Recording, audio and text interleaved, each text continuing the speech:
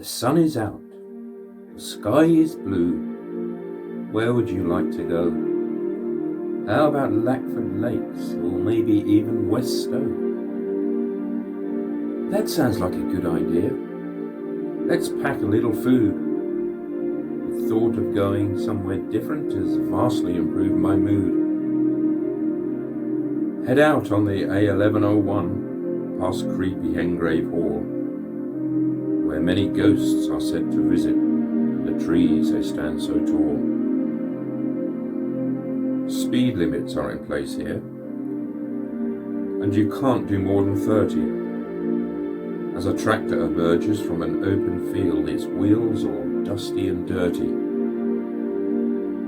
Onwards with our journey, with Flempton Golf Club on the right. Members who think they are Tiger Woods, their balls land out of sight. We travel for another mile or two, then see a sign just up ahead. We turn right down a bumpy road, so appalling it must be said. Humps and bumps, rocks and stones, like driving off-road safari. Can you believe that this is England? It's more like the Kalahari. Drive into the spacious car park and read a most pleasant sign. No dogs allowed, it proudly says. This day is just going fine. 131 hectares are managed by the Wildlife Trust. So if you're in the nearby vicinity, a visit is a must. The lakes are disused gravel pits in the valley of the River Lark. Let's take our food and binoculars, staying here until dark. There are diverse dragonfly species and overwintering birds. The number of wildlife who call this home has increased by about 2/3. The first bees and butterflies make their appearance on bright spring days. Swallows sweep over the water's surface during the heat of summer's haze. The lakesides are busy with the nesting tufted duck. If you spot a kingfisher, you really are in luck. Damselflies and dragonflies, they hover around the flowers. Here there is so much to see, you'll spend many happy hours. Gold and red colours mark the coming of autumn, with the arrival of wild fowl. Moonlit nights, the haunting call of the nocturnal tawny owl. There are reed beds, meadows and woodland, places to relax and find peace. Swans glide majestically across the lake, overhead fly boisterous geese. The time is now creeping on, and I thought I'd let you know that in just 3 hours it will be dark, so let's get to West Stow. 2 miles up the road from Lackford, our next destination comes into view. An Anglo-Saxon village with a shop and cafe too. Here there are over 100 acres of unspoiled countryside, with trails, heaths and woodland walks, whilst the paths look fairly wide. Walk alongside the river or around the enormous lake, where swans and geese spend their time, and of course you'll see a drake.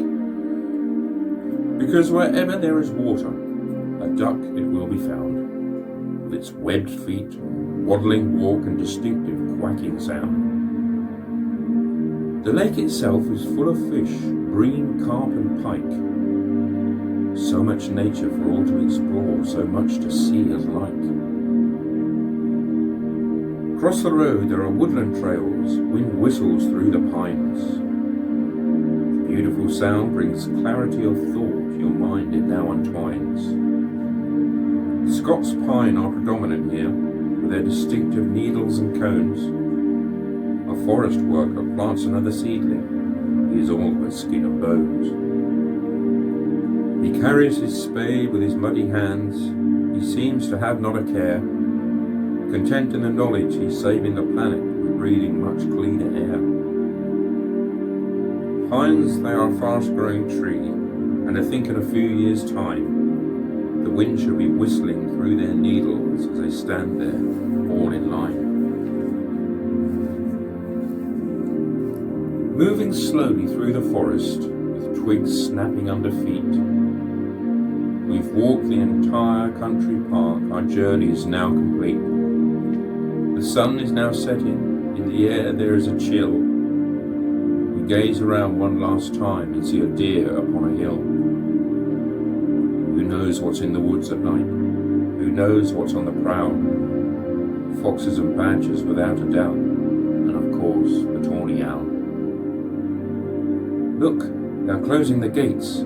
It's time that we did go. We've really enjoyed Blackfoot Lakes and our trip around West Stow. Back along the 1101, but this time homeward bound. And to think our visits to both these parks only cost £1. So if you're at a loss at what to do on a bright and sunny day, spend some time in the fields and woods as the farmers harvest hay. And no matter what the weather may bring, hail, shine or rain, once you've visited these country parks, you'll want to go again.